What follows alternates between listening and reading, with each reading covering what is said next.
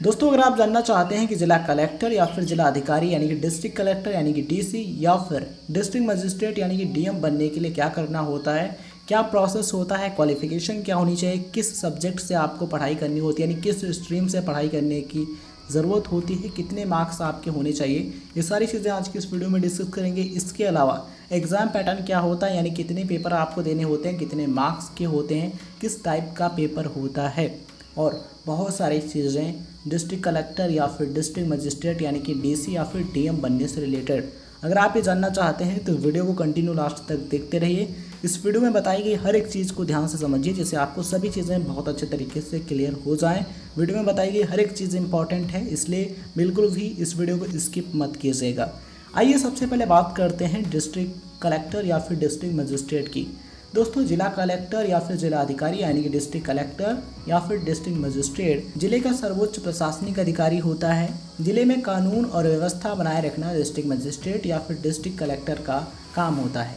इसके अलावा district magistrate या फिर डिस्ट्रिक्ट कलेक्टर को अन्य कार्य भी करने होते हैं और अन्य अधिकार और शक्तियाँ प्राप्त होती हैं। आइए जानते हैं डिस्ट्रिक्ट कलेक्टर यानी कि जिला कलेक्टर या फिर जिला अधिकारी यानी कि डीएम बनने के लिए क्या करना होता है, क्या प्रोसेस होता है। दोस्तों, डिस्ट्रिक्ट कलेक्टर या फिर डिस्ट्रिक्ट मजिस्ट्रेट यानी कि डीसी या फिर डीएम बनने के लिए सबसे पहले आपको एक आईएएस ऑफिसर बनने की ज़रूरत होती है। सबसे पहले आपको एक आईएएस ऑफिसर बनना होगा, उसके बाद प्रमोशन से आप एक डिस्ट्रिक्ट कलेक्टर यानी कि जिला कलेक्टर या फिर जिला अधिकारी यानी कि डीएम बन सकते हैं। तो आइए जानते हैं क्या प्रोसेस होता है। आईएएस ऑफिसर बनने के बाद आपकी पोस्टिंग होती है एसडीएम यानी कि सब डिविजनल मजिस्ट्रेट या फिर सब कलेक्टर की पोस्ट पर। उसके बाद आपका प्रमोशन होता है डीडीसी या फिर एडीएम यानी कि एडिशनल डिस्ट्रिक्ट मजिस्ट्रेट की पोस्ट पर। उसके बाद अगर आपका प्रमोशन होता है तब आपको डीएम या फिर डीसी यानी कि डिस्ट्रिक्ट मजिस्ट्रेट यानी कि डीएम या फिर डिस्ट्रिक्ट कलेक्टर का पोस्ट मिलता है यानी कि जिला अधिकारी या फिर जिला कलेक्टर तब आप बन पाते हैं। तो सबसे पहले आपको एक आईएएस ऑफिसर बनना होगा। अब यहाँ पर सवाल ये आता है कि आईएएस ऑफिसर बनने के लिए क्या करना होता है, क्वालिफिकेशन क्या होनी चाहिए, सिलेक्शन प्रोसेस क्या होता है। इस सवाल का जवाब भी आपको मिलेगा, बस आप इस वीडियो को लास्ट तक देखते रहिए। इस वीडियो में बताई गई हर एक चीज़ को ध्यान से समझते रहिए। दोस्तों, आईएएस ऑफिसर आप यूपीएससी सिविल सर्विसेज एग्जामिनेशन के थ्रू बन सकते हैं यानी यूपीएससी जो सिविल सर्विसेज यानी कि सिविल सेवा परीक्षा जो कराती है उसको क्लियर करने के बाद आप एक आईएएस ऑफिसर बन सकते हैं। दूसरा तरीका है प्रमोशन के द्वारा। अगर आप पहले से ही स्टेट सिविल सर्विसेज में हैं यानी कि राज्य सिविल सेवा में हैं तो आप उससे प्रमोट होकर के एक आईएएस ऑफिसर बन सकते हैं। इस वीडियो में बात करेंगे कि यूपीएससी सिविल सर्विसेज एग्जामिनेशन के थ्रू आप एक आईएएस ऑफिसर कैसे बन सकते हैं। तो आइए दोस्तों बात करते हैं कि यूपीएससी सिविल सर्विसेज एग्जामिनेशन के लिए आपकी एजुकेशनल क्वालिफिकेशन क्या होनी चाहिए, किस सब्जेक्ट से आपको पढ़ाई करनी ज़रूरी है और कितने % आपके मार्क्स होने ज़रूरी हैं। फिर बात करेंगे कि एग्ज़ाम पैटर्न क्या होता है। आइए बात करते हैं।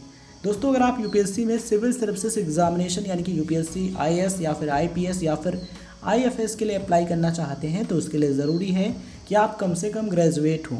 यानी कि अगर आपने किसी भी मान्यता प्राप्त विश्वविद्यालय या फिर कॉलेज से किसी भी स्ट्रीम में ग्रेजुएशन किया है, आपने किसी भी सब्जेक्ट से ग्रेजुएशन किया है तो आप इसके लिए एलिजिबल होते हैं और अप्लाई कर सकते हैं।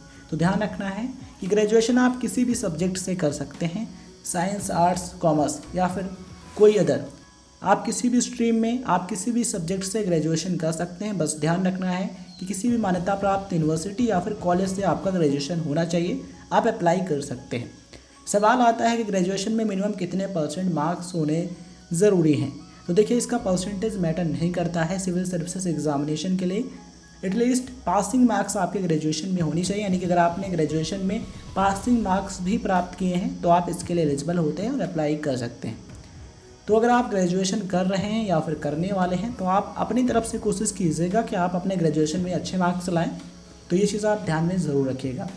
आइए बात करते हैं कि आईएएस ऑफिसर बनने के लिए एज लिमिट क्या होती है यानी कि यूपीएससी सिविल सर्विसेज एग्जामिनेशन देने के लिए एज लिमिट क्या होती है। दोस्तों, अगर आप एक जनरल कैटेगरी के कैंडिडेट हैं तो आपके लिए एज लिमिट है 21 से 32 वर्ष यानी 21 to 32 ईयर्स। ये चीज़ आप ध्यान में ज़रूर रखिएगा। अगर हम बात करें अटैम्प्ट की तो आपको 6 अटैम्प्ट्स मिलते हैं यानी जनरल कैटेगरी के कैंडिडेट इस एग्जामिनेशन को 6 बार दे सकते हैं। अगर हम बात करें ओबीसी कैटेगरी के कैंडिडेट्स के लिए तो अगर आप एक ओबीसी के कैंडिडेट हैं तो आप इस एग्जामिनेशन को 9 बार दे सकते हैं। एज लिमिट की बात करें तो आपके लिए एज लिमिट है 21 से 35 वर्ष यानी कि 21 to 35 ईयर्स। बात करते हैं एससी और एसटी कैटेगरी के कैंडिडेट्स के लिए। तो अगर आप एक एससी या फिर एसटी कैटेगरी के कैंडिडेट हैं तो आप इस एग्जामिनेशन को जितनी बार चाहें उतनी बार दे सकते हैं। बस आपको एज लिमिट का ध्यान रखना है। एज लिमिट है 21 से 37 वर्ष यानी 21 to 37 ईयर्स। ये चीज़ें आप ध्यान में ज़रूर रखिएगा। आइए अब हम बात करते हैं कि यूपीएससी सिविल सर्विसेज यानी कि आईएएस या फिर आईएफएस या फिर आईपीएस का सिलेक्शन प्रोसेस क्या होता है। दोस्तों यूपीएससी सिविल सर्विसेज में सबसे पहले आपको प्रीलिमिनरी एग्ज़ाम देना होता है यानी कि प्रारंभिक परीक्षा देनी होती है, जिसे प्रीलिम्स भी कहते हैं। इसको क्लियर करने के बाद आपको मेन एग्ज़ाम यानी कि मुख्य परीक्षा देनी होती है, जिसे मेंस कहते हैं शॉर्टकट में। और अगर आप इसे क्लियर कर लेते हैं तब आपको इंटरव्यू यानी कि पर्सनैलिटी टेस्ट के लिए बुलाया जाता है, साक्षात्कार के लिए बुलाया जाता है। अगर आप इस स्टेज को भी क्लियर कर लेते हैं तब आप फाइनली एक आईएएस ऑफिसर के रूप में सेलेक्ट हो जाते हैं। उसके बाद आपकी ट्रेनिंग होती है, फिर आपकी पोस्टिंग होती है, फिर आपका प्रमोशन होता है। देन आप एक डीसी यानी कि डिस्ट्रिक्ट कलेक्टर या फिर डिस्ट्रिक्ट मजिस्ट्रेट यानी कि डीएम बन जाते हैं। तो आइए जानते हैं कि इस परीक्षा का पैटर्न क्या होता है, यानी कि यूपीएससी एग्ज़ाम पैटर्न क्या होता है, कितने पेपर आपको देने होते हैं, कितने मार्क्स के होते हैं। सबसे पहले बात करेंगे प्रीलिमिनरी एग्ज़ाम की यानी कि प्रीलिम्स की। दोस्तों इसमें आपको 2 पेपर देने होते हैं, जिसमें से पहला पेपर आपका होता है जनरल स्टडीज़ 1 का।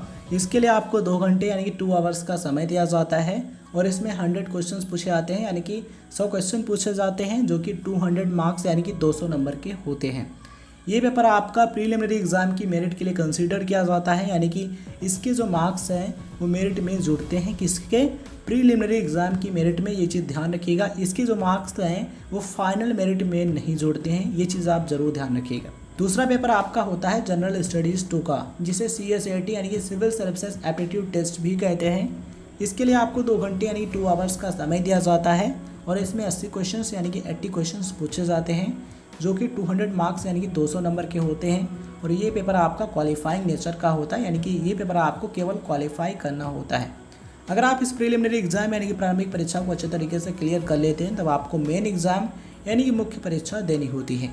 मेन एग्ज़ाम में टोटल आपको 9 पेपर्स यानी कि टोटल 9 पेपर आपको देने होते हैं, जिसमें से 7 पेपर जो होते हैं उनके मार्क्स आपकी फाइनल मेरिट में जोड़े जाते हैं और 2 पेपर केवल क्वालिफाई करने के लिए होते हैं, यानी कि क्वालिफाइंग नेचर के होते हैं। तो आइए बात करते हैं कि वो कौन कौन से पेपर्स हैं और कितने मार्क्स के होते हैं, चीज़ें समझते हैं। सबसे पहले आपको पेपर 1 देना होता है, जो कि कंपलसरी इंडियन लैंग्वेज का होता है, यानी कि ये पेपर आपका लैंग्वेज पेपर होता है। संविधान के 8th शेड्यूल यानी कि संविधान की 8वीं अनुसूची में जो लैंग्वेजेस दी गई हैं उनमें से किसी भी एक लैंग्वेज में आप इस एग्ज़ामिनेशन को दे सकते हैं। इसके लिए आपको 3 घंटे यानी 3 आवर्स का समय दिया जाता है और ये आपका 300 मार्क्स यानी कि 300 नंबर का होता है। ये पेपर आपका क्वालिफाइंग नेचर का होता है। दूसरा पेपर आपका होता है इंग्लिश लैंग्वेज का। इसके लिए आपको 3 घंटे यानी 3 आवर्स का समय दिया जाता है और ये आपका 300 नंबर यानी कि 300 मार्क्स का होता है। ये भी आपका क्वालिफाइंग नेचर का होता है। तो ये रहे आपके 2 क्वालिफाइंग नेचर के पेपर। अब हम बात करते हैं उन पेपर्स की जिनके जो मार्क्स हैं वो आपकी फाइनल मेरिट में जोड़े जाते हैं। तो इसमें है सबसे पहला एसे का पेपर। इसके लिए आपको 3 घंटे यानी कि 3 आवर्स का समय दिया जाता है और ये आपका 250 अंक यानी कि 250 मार्क्स का होता है, यानी कि 250 नंबर का होता है। उसके बाद आपको जनरल स्टडीज़ 1 का पेपर देना होता है, जिसके लिए आपको 3 घंटे यानी 3 आवर्स का समय दिया जाता है और ये भी आपका 250 अंक यानी कि 250 मार्क्स का होता है। उसके बाद आपको जनरल स्टडीज़ 2 यानी कि जीएस का पेपर 2 देना होता है, जिसके लिए आपको 3 घंटे यानी 3 आवर्स का समय दिया जाता है और ये भी आपका 250 अंक यानी कि 250 मार्क्स का होता है। फिर आपको जनरल स्टडीज़ 3 का पेपर देना होता है, ये भी आपका 3 घंटे और 250 मार्क्स का होता है। उसके बाद आपको जनरल स्टडीज़ 4 का पेपर देना होता है, इसके लिए भी आपको 3 घंटे यानी 3 आवर्स का समय दिया जाता है और ये आपका 250 अंक यानी 250 मार्क्स का होता है। फिर आपको ऑप्शनल पेपर देना होता है, ये आपका 3 घंटे यानी 3 आवर्स का होता है और इसके लिए भी आपको 250 अंक यानी 250 मार्क्स मिलते हैं। उसके बाद आपको ऑप्शनल का पेपर नंबर 2 देना होता है, जिसके लिए आपको 3 घंटे यानी कि 3 आवर्स का समय दिया जाता है और 250 मार्क्स का होता है। तो इस तरीके से मेन एग्ज़ाम यानी कि मुख्य परीक्षा के टोटल मार्क्स हो जाते हैं 1750 यानी कि 1750। अगर आप इस मेन एग्ज़ाम यानी कि मुख्य परीक्षा को अच्छे तरीके से क्लियर कर लेते हैं तब आपको इंटरव्यू यानी कि साक्षात्कार यानी कि पर्सनालिटी टेस्ट के लिए बुलाया जाता है। इंटरव्यू आपका 275 अंक यानी कि 275 मार्क्स का होता है। तो इस तरीके से मेन एग्ज़ाम और इंटरव्यू के मार्क्स को मिला करके आपके टोटल मार्क्स हो जाते हैं 2025 यानी कि 2025। ये वीडियो इन्फॉर्मेशन आपको पसंद आई हो तो इस वीडियो को लाइक शेयर ज़रूर कीजिएगा। अगर आपका सिलेक्शन हो जाता है तो उसके बाद आपकी ट्रेनिंग होती है, फिर आपकी पोस्टिंग होती है, फिर आपका प्रमोशन होता है, तब आप एक डिस्ट्रिक्ट कलेक्टर यानी कि जिला कलेक्टर या फिर डिस्ट्रिक्ट मजिस्ट्रेट यानी कि डीएम आप बन सकते हैं, जिला अधिकारी बन सकते हैं। अगर आपको ये वीडियो इन्फॉर्मेशन पसंद आई हो तो इस वीडियो को लाइक शेयर ज़रूर कीजिए। ऐसे ही इंपॉर्टेंट एजुकेशनल वीडियोज़ देखने के लिए अभी सब्सक्राइब कीजिए right info club YouTube channel को, एंड सब्सक्राइब करने के बाद ऑल नोटिफिकेशन पर क्लिक कीजिए जिससे आपको आने वाले हर एक इंपॉर्टेंट वीडियो की नोटिफिकेशन मिल सके। Thank you so much for watching.